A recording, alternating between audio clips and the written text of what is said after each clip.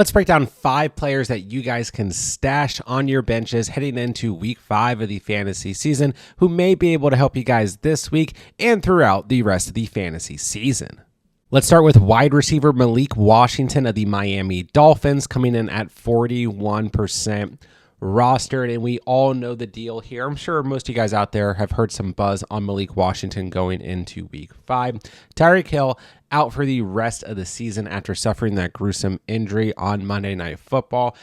And somebody's got to step up here in the absence of Tyreek Hill. And, some people making the argument for Darren Waller, who had a nice week 4 game against the Jets, but Darren Waller only had 3 catches off of 4 targets. Just 2 of those catches turned out to be touchdowns in that week 4 matchup against the Jets. We look at the vacated targets from Tyreek Hill going down. This is a monster amount of targets that are going to be open in this offense. Look through the first 4 games of the season. Tyreek Hill had 6 or more targets in every single game. He had 123 targets in last season in what was a down year for Tyreek Hill. There are a ton of vacated targets that will open up. Somebody has to step up. Obviously, Jalen Waddle is going to be in the mix here as well at the wide receiver position and will act as the primary wide receiver 1, but there is still enough volume in this offense to go around. Malik Washington, who had some nice flashes in the preseason, who has already shown chemistry with Tua Tagovailoa at the quarterback position. This is the guy who's going to step up for better or for worse, whatever it may be. Malik Washington is going to be the guy here. I know that he only had 3 targets, 2 catches in week 4, but as the weeks start to ramp up over the next coming weeks, I do believe that Malik Washington is going to be a big part of this offense. Not the best matchup on the road here against the Panthers, who have surprisingly given up the second fewest fantasy points to opposing wide receivers, but I think right now is the time to go ahead and add Washington to your guys' rosters. Go ahead and stash him because he could definitely have a lot more impactful fantasy weeks coming up as the season begins to progress. Sticking with another young wide receiver, let's take a look at Luke McCaffrey of the Washington Commanders, sitting at 7% rostered. Now, I do believe that McCaffrey is somewhat dependent on the health of primary wide receiver of the Commanders, Terry McLaurin, but Terry McLaurin has been ruled out in week 5 with that quad injury, and there's just something a bit murky about this Terry McLaurin injury, and I think that there is a real possibility that McLaurin ends up on IR. I know it's been discussed, but also that this injury is just in general a little bit more serious than maybe the Commanders are leading on to believe. So, I mean, that's just a guess, but when you look at a lot of the reporting, something feels off with this Terry McLaurin injury. And once again, somebody's going to have to step up here and take that volume that McLaurin is vacating on the table. And McCaffrey's had 3 targets in the last 2 games and a touchdown in the last 2 games, 10.1 or more fantasy points in the last 2 games. Obviously, guys like Deebo Samuel at the wide receiver position and Zach Ertz at the tight end position are going to get the bulk of the volume in the passing game. But I do believe that Luke McCaffrey can step up and get enough volume to be fantasy relevant, as we've seen over the last 2 weeks. And even going into this last waiver period, we talked about Luke McCaffrey as a potential add just due to what we've seen over the last 2 weeks in terms of what he's been able to do, find the end zone. And I know that was with Marcus Mariota at the quarterback position, but even with Jaden Daniels coming back from injury, the fact that Luke McCaffrey was able to step up, show this team that he's more than just a return guy, I do think that they could have some plays start to be drawn up for him, and he could continue to get involved in this offense, maybe even if Terry McLaurin doesn't miss an extended amount of time. So once again, not a great matchup here in week 5 against the Chargers, but I do believe that Luke McCaffrey is a solid stash, especially being that in week 6 and 7, the Commanders will play the Bears and the Cowboys, 2 of, if not the absolute worst defenses in the league. So go ahead and get McCaffrey on your bench right now while he's very, very lowly rostered. Except let's talk about rookie running back Bashard Smith of the Kansas City Chiefs, sitting at 12% rostered. And what we really just want to look at here is that the Chiefs backfield is just absolutely abysmal, right? I mean, don't get me wrong. Isaiah Pacheco scored last week, had 12.8 fantasy points.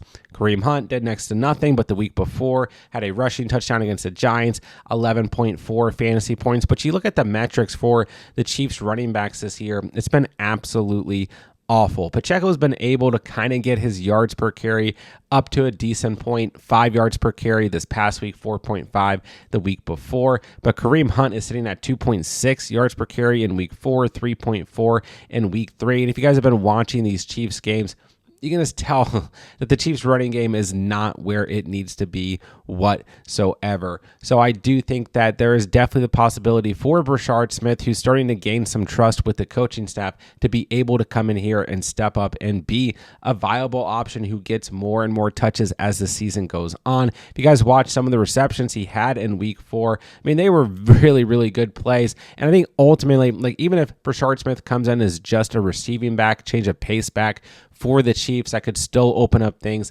for his role in this offense as the season starts to progress. And we saw in week 4, although it was against arguably the worst defense in the NFL, the Ravens, this passing game for the Chiefs is actually starting to get going, which is super encouraging. And ultimately, Bashard Smith could come in here as the receiving threat at the running back position, because Pacheco and Kareem Hunt are not really bringing that to the table whatsoever right now. So once again, not a great matchup here in week 5 on the road against the Jags, top 11 against the running back position in terms of fantasy points allowed. But I think now is the time to roster Bashard Smith, especially if we see an injury to Pacheco or Kareem Hunt. This is a player who's going to come in and get a ton of volume right away. So keep your eyes peeled on him. I do think that there is a role that could open up for Bashard Smith as the season progresses. All right, next up, let's take a look at Kendre Miller of the New Orleans Saints, coming in at 27% rostered, coming off of a nice week 4 performance where he had 11 touches, 65 yards on the ground, a rushing touchdown, and 12.5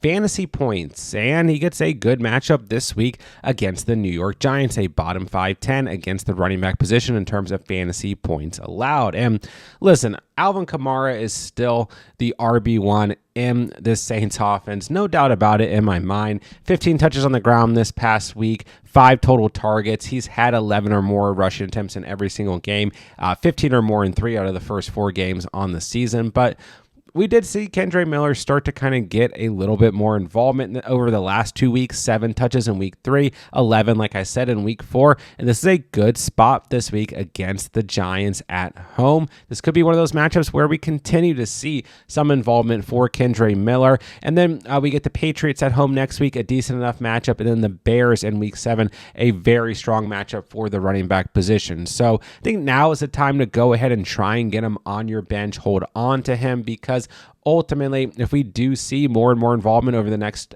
3 weeks or so in these good spots, in these good matchups, then Kendre Miller could be a player who starts to get more and more heavily rostered across leagues. And also, he's a very strong handcuff. Remember, this was a really good running back prospect coming out of college, but injuries have just really derailed his career through the first 2 seasons of his career. This is a player that can come in and act like a running back 1 if Alvin Kamara is not in the mix. So if we do see Kamara get injured, Kendre Miller could end up being a league winner. And don't forget that at the very end of the season last year, Alvin Kamara missed week 16 and 17 after having a really strong overall fantasy season. So the potential is there, like it is with any veteran running back. So let's pay attention to Kendre Miller over the next couple weeks in these nice matchups and see how this involvement looks. But right now is the time to go ahead and stash him. All right, and as a bonus, I'm throwing Rashad White of the Tampa Bay Buccaneers in here, who does come in pretty highly rostered at 64% rostered, but we kind of had this weird situation going on with Bucky Irving. He's considered week to week, unlikely to play in week 5, according to reports. I mean, he's been seen like on crutches and a walking boot. Like, this injury has just kind of come out of nowhere, this foot injury. We don't really know what's going on with Bucky Irving, and I've said basically all off season long and then all through the course of the regular season this year, that Rashad White is one of the strongest handcuffs in fantasy football, because if Bucky Irving is to miss time, Rashad White will come in and act as a primary RB1, and we know exactly what he brings to the table.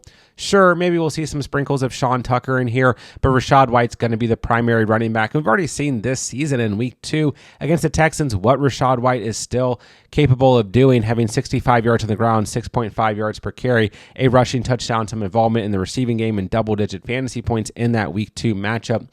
Rashad White is still a very very solid running back, and this is a good matchup this week against the Seattle Seahawks. And I don't think Bucky Irving's even going to play here in week 5. So if you guys are struggling at the running back position between injuries and between bye weeks this week and week 5, Rashad White might be out there and available. He is a play in week 5 and overall a strong player to go ahead and hold on to as a handcuff to Bucky Irving, who could miss an undetermined amount in time. Like I said, right now he's still pretty highly rostered, but he's still a player that is very valuable if you guys can get him on your bench. Then last but not least, let's take a look at the tight end position and talk about rookie Mason Taylor of the New York Jets. Coming off of a nice fantasy performance in week 4, 11.5 fantasy points, 7 targets, 5 catches, 65 receiving yards. He now has 6 or more targets in each of the last 2 games. And it's not the greatest matchup on paper here against the Cowboys, as they've been pretty decent against the tight end position in terms of fantasy points allowed, but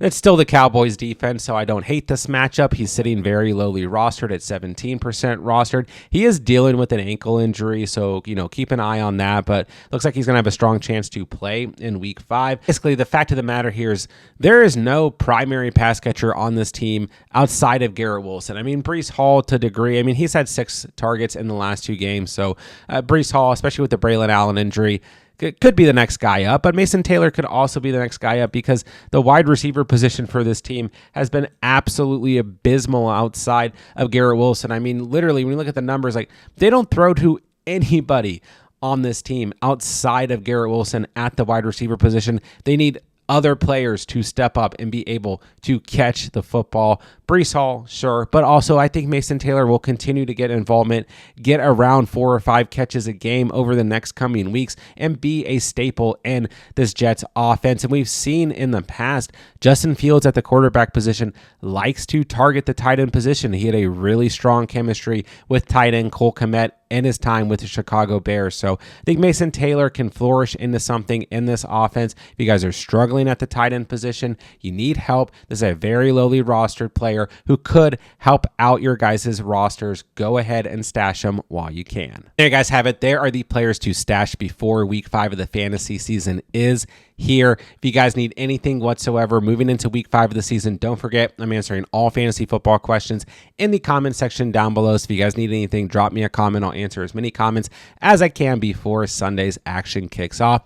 And while you guys are down there, it does me a huge favor if you guys hit that subscribe button and that like button on the way out. And when the videos and playlists pop up on the screen, make sure you guys go check out all of our week 5 fantasy content. We have everything you could possibly need here on the channel to dominate this week of the fantasy season. With that, I'll say thank you guys so much for watching and or listening. And remember, you saw it here on The Catch.